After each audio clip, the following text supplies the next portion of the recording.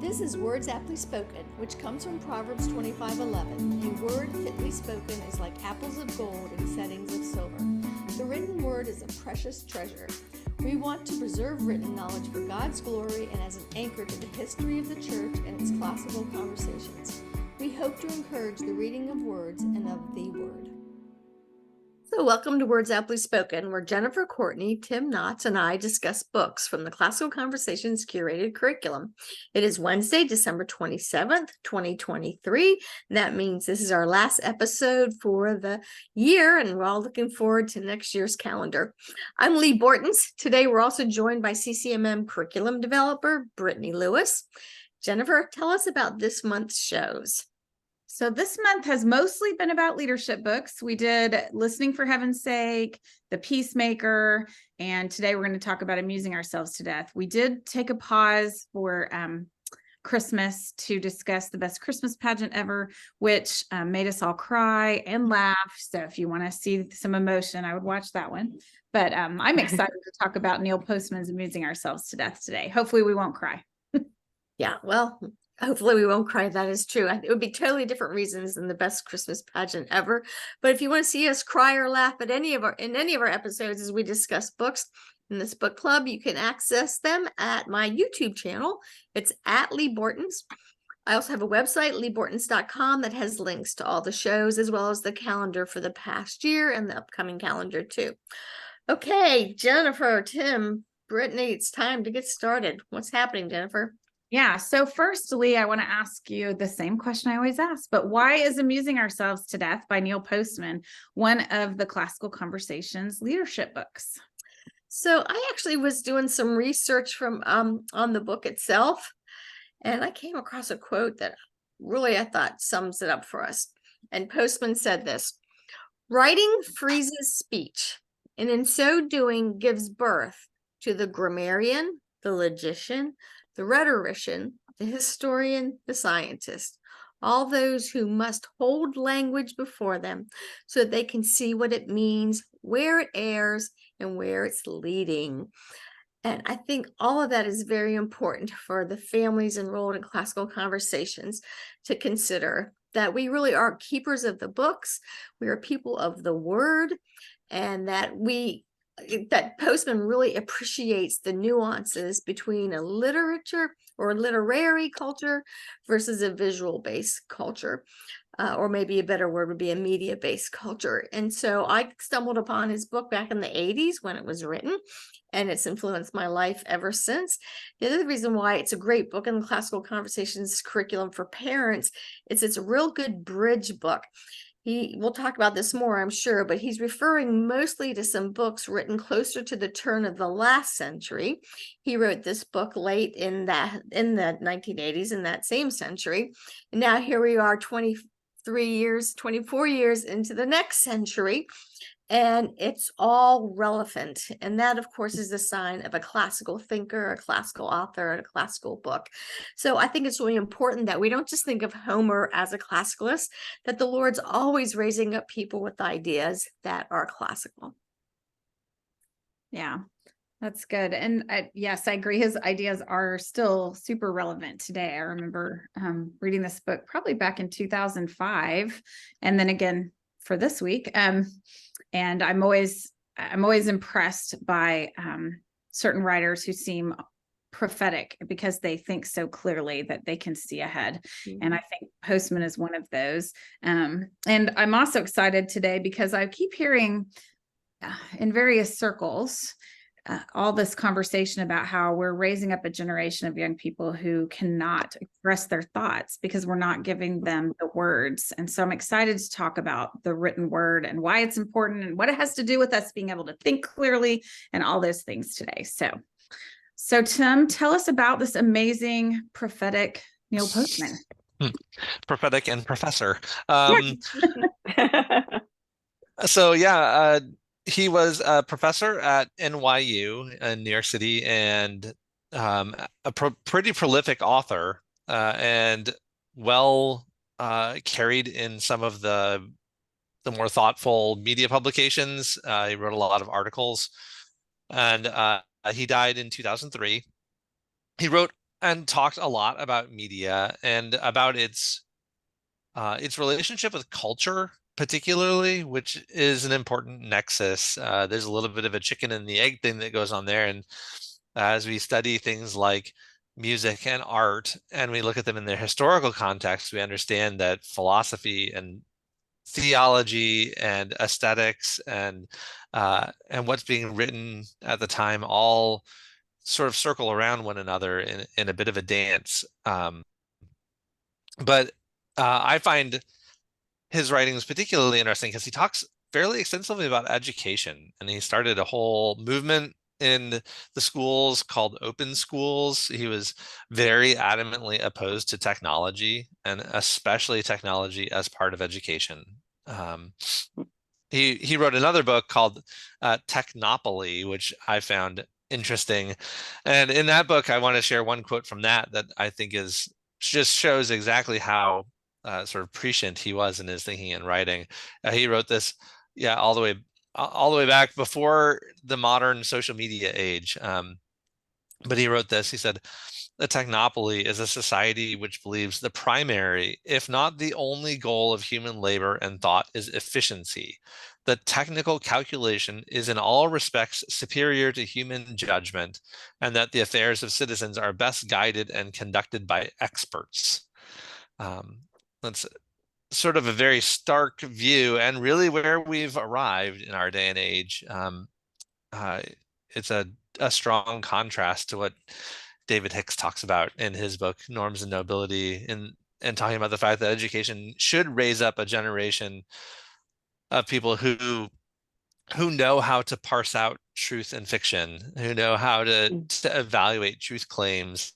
And so they don't need to rely on experts to tell them truth. They rely on experts to supply them with information. And then it's the citizenry that makes the good choices, the educated citizens. So I appreciate Mr. Postman a lot in these things that help point us to some errors that our culture has fallen very far into. I'm wondering, have any of you read his book that's the title is The End of Education? Yeah, and then just that title, and he's such a words craftsman. The end of education could mean the end of it, like it's over, but end used to also mean the purpose or the goal. And so that book has so much just great stuff like this one, Amusing Ourselves to Death. I've not read that Technopoly, so thank you for introducing that to us, Tim. I'll go read that. Yeah, as you were talking, I was remembering that I was actually introduced to Postman before the first time I read this book in graduate school courses on media. And so we were reading him in conjunction with Marshall McLuhan and thinking about the idea that the medium is the message, which was kind of a new idea that McLuhan popularized. And Postman picks it up here in this book with just what you described, Tim, that, you know, when the message was either people attending long discourse arguments by their politicians, or their discourse was in fairly elevated language in the newspaper, that they were that educated citizenry, and so the written word, that medium that they were taking in, mattered very much to their freedoms, to their ability to think. But they didn't need experts. They went and listened and got information and made decisions. So that was a good summary of where we're going. So Brittany, this book has a very interesting title, Amusing Ourselves to Death. So what does it mean? And talk about the subtitle too, if you want to. Yeah, so the full title is Amusing Ourselves to Death, Public Discourse in the Age of Show Business. And I was thinking about the word amusement from Latin. Amuse means not to think, which is interesting because I love the muses. I like that the muses produce beautiful things for us, like epic poems and music and art and everything else, histories, all kinds of creative endeavors. But here, when we think about if that becomes the thing that we are most concerned with, that we're most distracted by is amusement, then it seems that everything becomes about image and show business. And I think when he introduces that title, I always am interested when authors introduce their own title in the book, that matters, that paragraph probably matters. He says that today we could think about our culture as imaged by the city of Las Vegas, which I thought was interesting, a city that's entirely built upon entertainment. So I think the subtitle, Public Discourse in the Age of Show Business, probably resonates with us, that we can, I was struck in the book about reading this again, where he talks about how in past times we would have passed a writer or a thinker or a politician in the streets and not recognize them, maybe even the president of the United States, not have an image in our mind of what he looks like. And now we know, as we're approaching upon, as we approach another presidential election, we know that image matters so much, and we can imagine what the politician looks like and acts like more than what their words are and what their arguments have been. So if our culture becomes obsessed with amusement and distraction and diversions, then perhaps we are unwittingly killing ourselves or killing the culture as we become only focused on amusement. Brittany, Yeah. that reminds me of a book that I read on Richard Nixon, and this author posited that he lost the election to John F. Kennedy because of the televised debates. And it wasn't that Nixon was a poorer debater. In fact, probably he was a superior debater, but he didn't have the looks on TV that Kennedy had, and it was really that carried the day. Yeah, I think Not unlike our own day. Yeah, I know. I like what you said too, Brittany, because I have an older copy of this book. It is not the current edition, but on my cover, yes, that's the one I have. If you guys can see it, the family is sitting there headless watching the TV. So that really emphasizes that Latin word amuseo, or without thinking. So I remember growing up, my dad never once called it a TV. He called it the boob tube. Because Yes, we were just gonna be boobs and rubes when it was yeah, when it turned on. Oh, yeah. What American, it was one of the populist leaders, it's gone right out of my head. But when you said that, I was thinking about his thought that it was going to be full of such educational promise, and that people would use it to learn Latin and Greek and all these. There was sort of a positive exuberance about the possibilities of the technology that didn't quite pan out. Well, we can talk about that more, I'm sure, some of the quotes you're going to have. But the thing is, there are some good progress can help progress us. And the thing is, there are people who use technologies in a way that it does increase their intelligence. Right. But that's a very small percent of people. And so to act like that's the norm, and in cultural, political, theological decisions, is not paying attention to what's really going on. And I think that's the thing that Postman does for us. He's so good to point out that really, in many ways, in contrast to what you said, Tim, Ronald Reagan was the president who actually knew how to use the media in order to reach his constituency. And he's very beloved. Yeah, Lee, I think I just read an article the other day about laptops and the massive investment in them in the public schools over the last 3 years, and studies are finally coming out showing that they're not in any way enhancing students' education. In fact, largely they're a distraction in the classroom. Well, if you believe education requires hard work, you wouldn't have one and consider it education. Yeah, one of the articles I was reading not too long ago, Tim, talked about the fact that there was a transition from students writing what probably we would call book reports or academic essays to making PowerPoint presentations. And when they did that, the word count went from about 500 words being expected of the students down to about 75 because it was an image based, the medium is the message. PowerPoint is for images. It's not for words and discourse. And so that has always fascinated me, that. Are we going to talk about that phrase, the medium's the message, later, Jennifer, or could we do it now before the ad? I think we can do it now, because I was just going to ask you guys about, what this book has to say to us today. So this is the perfect time to talk about it. Is why, why are we reading it? What's it teaching us? Yeah, because the four of us read so many books and we're familiar with McLuhan and folks like this. So we may have listeners that don't know what that means. So basically what they were saying is the medium is the message, meaning the thing you're using says more than the words, the music, or the ideas attached to it. So the fact that movies and screens are passive changes you more than when you're trying to learn something that's active. And that even can be said about like a book. And I've always said a student's not really studying unless they're pacing the room and they're taking breaks and they're going and trying things, and then they're reading, and then maybe they're listening to an audio, and then maybe they're looking something up on Google. That it's the whole body experience. All these things are here for us.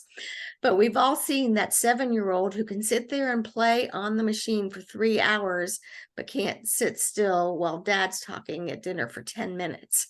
It does something to you, the medium. I think Instagram and Pinterest are great examples of that. They're really, really, really obvious, right? They're all about an image and maybe just a couple words to go with it, but the image itself is. We lose Tim. Uh-oh. Tim froze for a second. Oh, I know what he was going to say. The image itself is. I know. No. Hanging on a cliff. Well, maybe while we're waiting to get Tim back, I'll say that one of the things when I've talked to young families, particularly about Postman's book, is that many of them have a desire to reduce screen time and to have a culture of books in their home, but they don't quite know how. And as you described the kid in front of the screen, Lee, I was thinking, it's training like anything else. You train your kids to listen to books. So my advice to young parents is always start with 15 minutes. They can sit still that long. You can read something short like a fable or a fairy tale, and then you can increase their stamina as you go. And so by the time, I know, Brittany, this is similar to your experience, but by the time our kids were 9 or 10, they could listen for a couple of hours. But you can't start with a couple of hours. Yeah. And sometimes even then my son was riding his scooter around me. Speaking of whole body, he had to move while listening. So My son was like that too. yeah. Well, part of this, the parent generation probably is no longer accustomed to reading 2 or 3 hours a day themselves. Yeah. When there was no TV available or very limited shows, because I'm from the generation where we had TV, so that was a baby, but it wasn't on 24/7. It didn't exist 24/7. You learn that in the evening after the family table was over, you might watch one show that the family was appropriate, but none of the kids wanted to watch the news. We'd go read books. We thought that you were supposed to read for a few hours each night. We didn't know anything different. Yeah. And I've been forever grateful that by the time I was probably 17, I had a teacher, an English teacher in my school who really emphasized what you said, Lee, about not being a passive reader. And she taught us Mortimer Adler's annotation system. And she said, look, at this point, you are having a conversation with this author. You're going to ask them questions in the margin and you're going to search for their answers, even though they might be long dead. But she didn't allow us to be passive readers. And I really, really appreciate the example that she set. Well, a lot of people say that the book itself is a one-way conversation. I've heard that many times by people I respect. I think, okay, you didn't grow up reading as much as I did. I've never read a book that was a one-way conversation. The whole time I'm reading what this one author has to say, 100 authors and experiences are crowding my mind. It's not a one-way conversation at all. Yes. All right. We're asking our own questions of the author too. I mean, just the whole time. Yeah. Tim, we are dying to hear. Yeah, sorry we about had a that. great Where thing. you left off. Had a internet issue there. Yeah, no, I was just saying that the with the media making a difference there, Facebook posts even that have images attract attention, whereas things that are just text scroll by, people don't look at them because our Mm. attention has been so devoted to visual things only. Yeah, Mhm. that was all I was saying, but I've thanks. seen that several times this week, Tim, where people will say, I added this picture of my dog so that this post will get attention. They just, they spell it out now, let you know. Yep. Wow. You know. Well, hopefully we can overcome that, and this Words Aptly Spoken will help all the episodes, not just this one, but will help parents know different things to look at in a book than besides just reading it superficially. Okay, so I'm going to thank our sponsor, classicalconversationsbooks.com, where the books discussed can be purchased. A reminder that we have the entire 2023 Words Aptly Spoken calendar at leebortons.com with links to the CC book site so that you can purchase them. And also at leebortons.com is the calendar for the 2024 year for Words Aptly Spoken. So we hope that you enjoy these episodes. All right, so what's next, Jennifer? Well, so we're going to go right where you mentioned at the beginning to talk about the two books that Postman starts his book talking about, and that is George Orwell's 1984 and Aldous Huxley's Brave New World, because those two books set us up for the thesis, and he does that in his author forward. So Tim, do you want to read part of the forward to us? Sure. And this is a great opportunity to exercise a little bit of that self-control, to listen a little longer than you might normally to a quote, because this one's a little longer. How long? This is what he writes. We were keeping our eye on 1984. When the year came and the prophecy didn't, thoughtful Americans sang softly in praise of themselves. The roots of liberal democracy had held. Wherever else the terror had happened, we at least had not been visited by Orwellian nightmares. But we had forgotten that alongside Orwell's dark vision, there was another, slightly older, slightly less well known, equally chilling, Aldous Huxley's Brave New World. Contrary to common belief, even among the educated, Huxley and Orwell did not prophesy the same thing.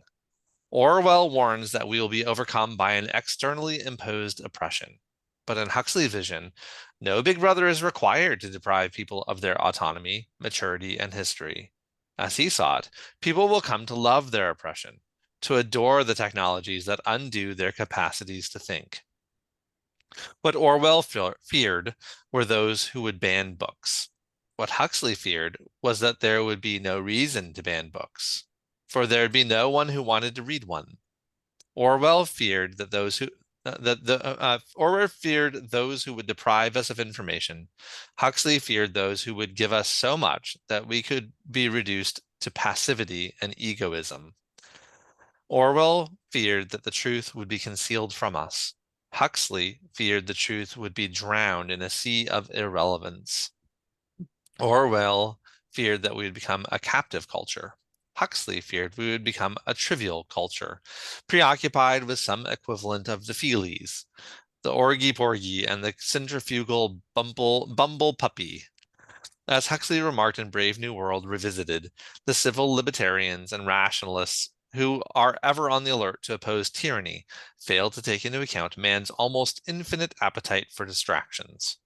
In 1984, Huxley added, people are controlled by inflicting pain. In Brave New World, they are controlled by inflicting pleasure. In short, Orwell feared that what we hate will ruin us. Huxley feared that what we love will ruin us. This book is about the possibility that Huxley, not Orwell, was right. You want to start us off, Brittany? Just thinking about, I read another book by James K. Smith about how our habits reveal what we love. And I was just thinking, even now, since this book was written a few decades ago, how much more these couple paragraphs from this forward resonate with me. I can see the temptation in myself to be drowned in a sea of distraction, to be less focused. I can feel the way that my powers of concentration sometimes if I'm not in the habit of reading things that are good and listening to longer things, how they get shorter and shorter and reveal what I've loved, I think. I see that in my kids too, and in my students. The way that we spend our time. Are we people of the words? Are we people of images? I think he's right. People of distraction. Yeah, people of distraction. I mean, just lots of good things that distract us, lots of beautiful images. I think something might help our listeners is this phrases that he uses that are old, the feelies, the orgy porgy, and the centrifugal bumble puppy. While you were stumbling over this, Tim, I was thinking, oh, Facebook, Twitter, and Instagram. That's what he means. Mm. Yeah, to me, the phrase that really jumps out at me is that in the 1984 vision, Orwell's vision, it's the lack of information, right? It's you only get the little trickle that the government allows you to have. And we live in the world of the internet, which is, I mean, wasn't around for 40 years after Huxley died. But he says, right, that we would be drowned with information. And that's really where we are, right? We have far more than we could ever do anything with. And it leads to paralysis and a lack of care. We just don't care because we're surrounded by it all the time. Books were precious things until the mass marketing of paperbacks occurred in the mid 20th century, and then people put out all kinds of garbage books. And now we live in the age when it's not even books that you need; it's pixels on a screen, and they come and go as fast as you allow them to. In the late 1990s, I wrote an essay, and it was an editorial. It made it to the newspaper about how people say all the time, oh, I don't do math, or I hate math, or I'm not a math person. But nobody would ever say, oh, I don't read, because literacy was expected of all of us. And I think in contrast to this, how wrong I was and how right, Orwell is. Not Orwell, Postman. That I just never could have imagined that people didn't want to read books. And the first time I realized it was happening was a friend of mine was thinking about homeschooling. She was a neighbor. And so I brought her a magazine, not a book, a magazine. So it had pictures in it of just articles on homeschooling and pictures of families and things. And she gave it back the next day. And I said, that was really quick. And she said, oh, I just looked at the pictures. And then I realized she didn't know how to read.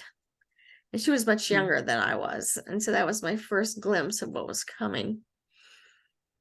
Yeah, and I guess I don't guess, the further extension of not being immersed in words is that they do lose their meaning, which is something that it appears way back in the Dorothy Sayers speech, The Lost Tools of Learning, where she talks about people not knowing what the words mean and not being able to fling them back.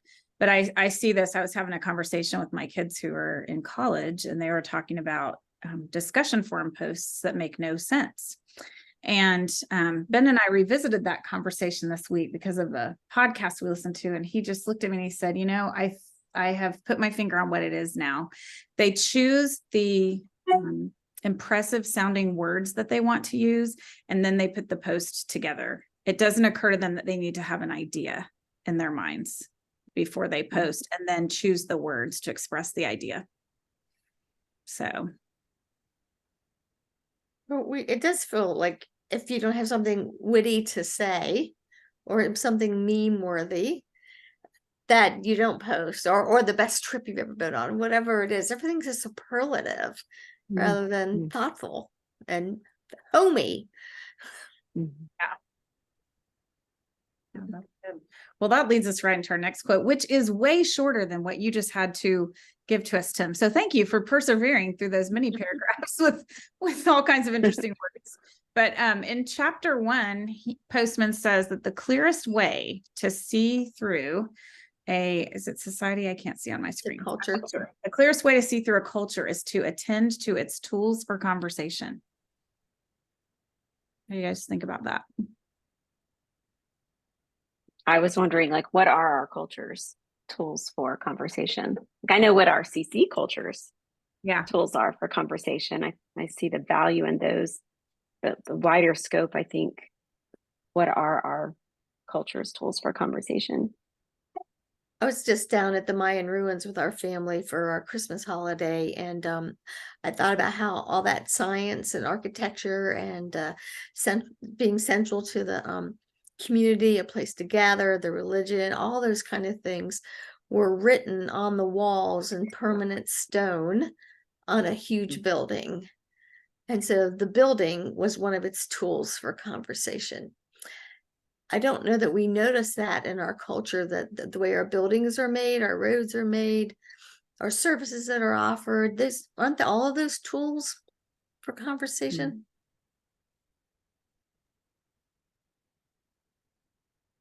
I mean, Yeah. I think we've lost so many of them. Mhm. You know, the front porch was a tool for conversation, right? When you would sit out and your neighbor would stop by and you'd talk, Mhm. and nobody has a front porch anymore. If they do, it's merely decorative. Um, you know, everyone drives into their garage and walks in the house through the garage door, and you don't see anybody. Stratford Caldecott talks about that in a way that's really poignant.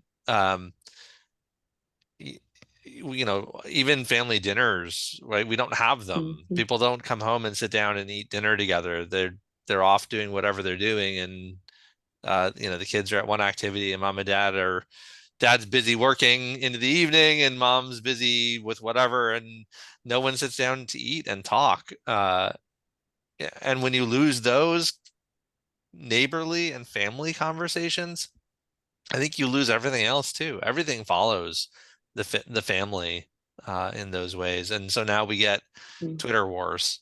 You know, that's the best we could do is, you know, 15 snarky words that we launch out into the world and expect to win someone's minds or hearts with that. And it's a I was waste of thinking about time. back to COVID and how during that time it was such a gift, and people would share that it was a gift to just be home with their family, or to just play with the neighbors on the cul-de-sac because nobody was going far.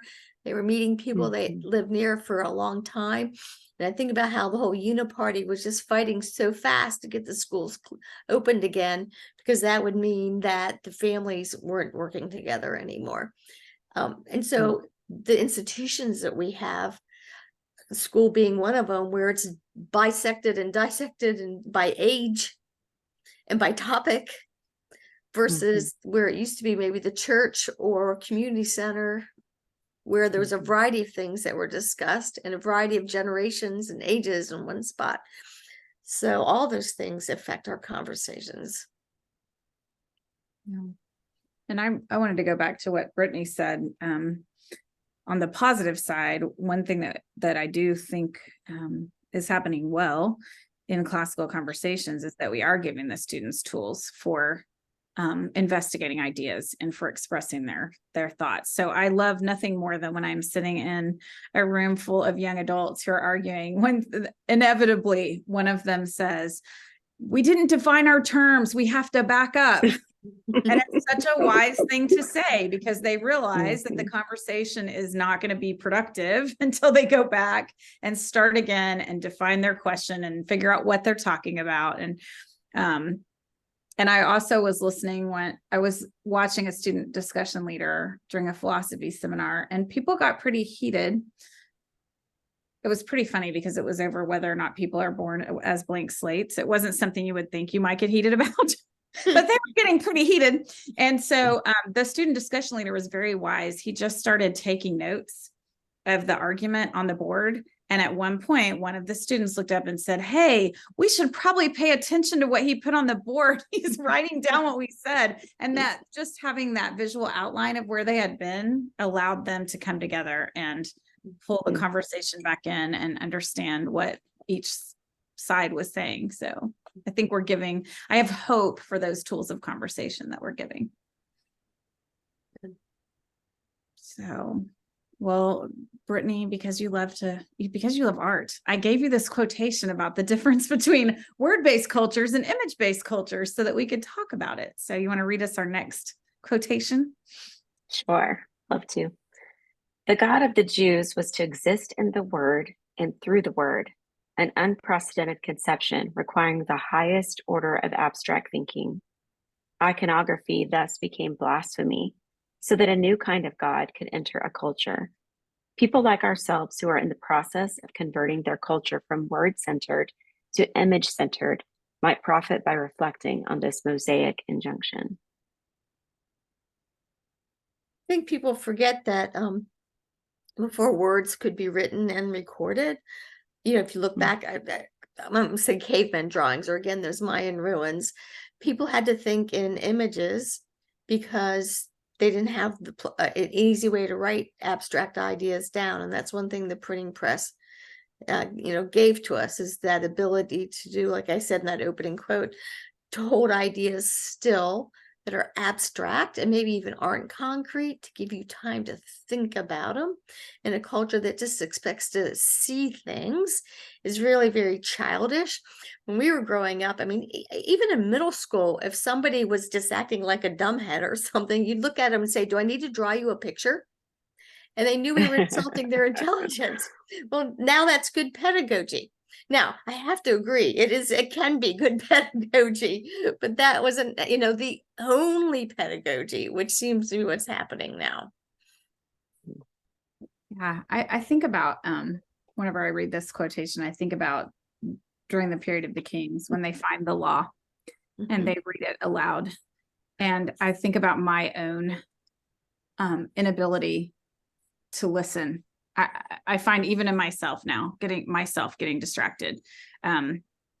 Where I used to be able to read for hours, I'll find myself reaching for my phone.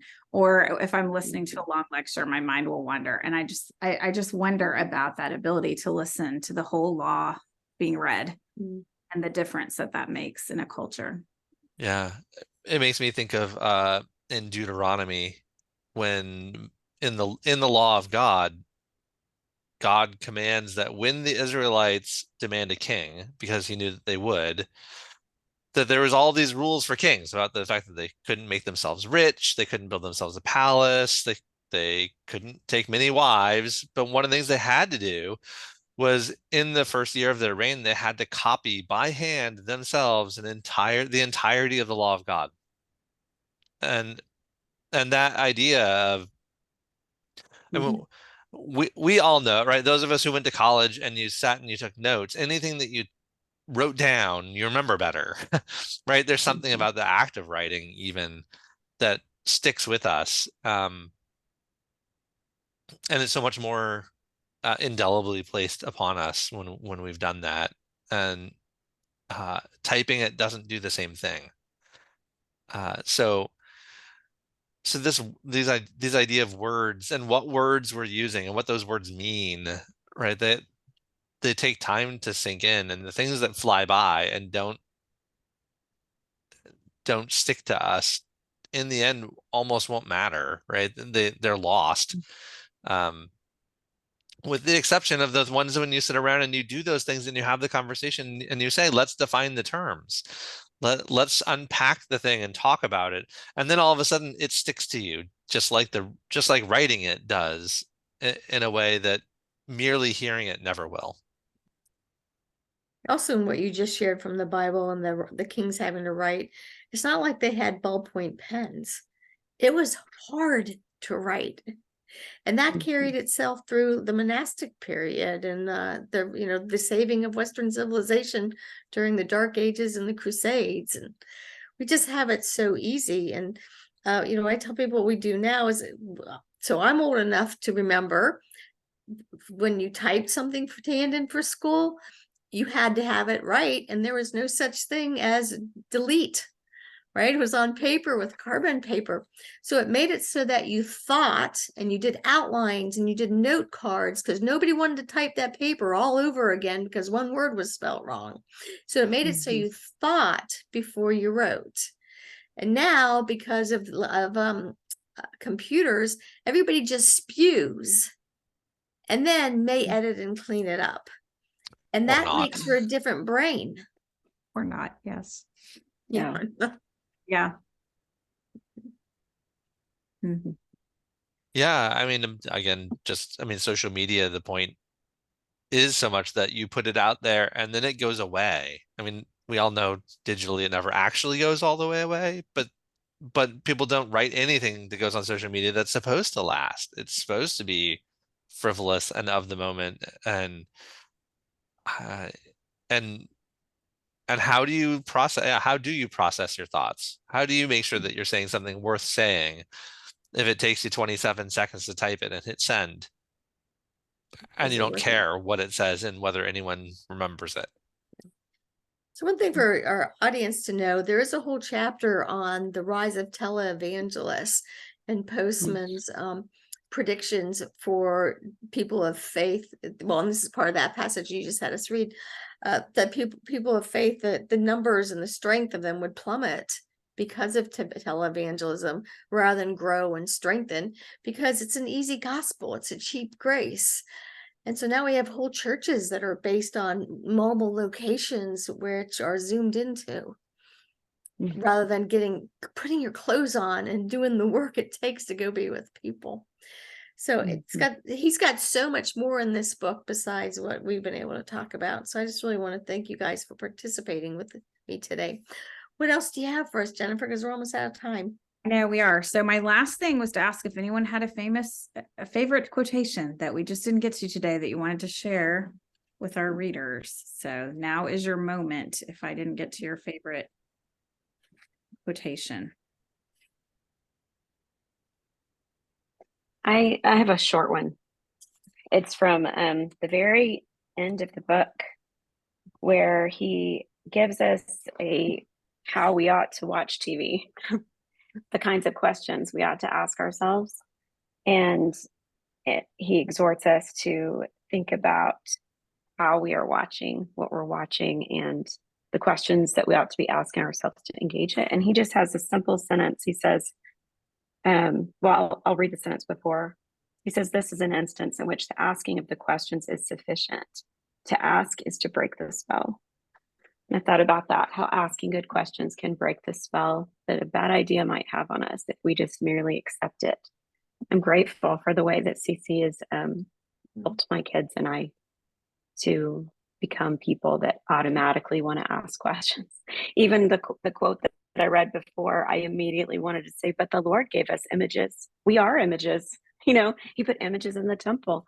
What's the difference there? I mean, like immediately I want to ask questions, and that's not something that I was always a questioning, wrestling person, but classical education, the model that Cece's given us, and the constant practice of that helps us break the spells of bad ideas that we are just swimming in our culture. Yeah. I have a quick quote that's might as well have been written this year about memes. He wrote, Americans no longer talk to each other, they entertain each other. They do not exchange ideas, they exchange images. They do not argue with propositions, they argue with good looks, celebrities, and commercials. Yeah. Boy, he managed to make his book pretty timeless, didn't he? What was the third thing? Good looks, celebrities, and Commercials. commercials. That feels like its own meme right there. You're right. Yeah. Okay. Well, he has a lot of hope though, too, because he does know that people can be readers. And that's why he wrote the book, to hopefully shake people out of their reverie and their idolatry of the wrong things. And so we just thank Mr. Postman, wherever you are, sir. You've been important to those of us here. And for those of you who are listening, next week we'll be starting our 2024 schedule, and we will be discussing Classical Conversations Multimedia's book, Scribblers at Home: Recipes from Lifelong Learners. So happy New Year, everybody, and we'll see you next year. See you next year. Bye. See you.